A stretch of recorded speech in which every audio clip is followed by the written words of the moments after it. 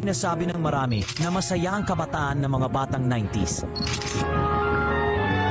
Kauna-unahan sa Pilipinas. Manila Broadcasting Company. Kasi noon, totoo ang saya, hindi gawa-gawa ng kamera o filter.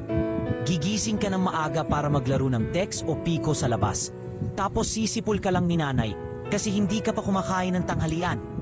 Yung 5 pesos, kayang bumili ng chichirya, ice candy at tansan para sa larumpok. Kapag umulan, walang cellphone para magreklamo. Lalabas pa nga para maligo sa ulan.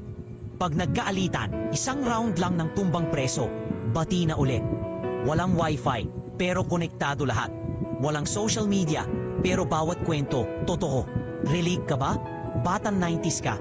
Alam mong hindi kailangan ng gadgets para maging masaya.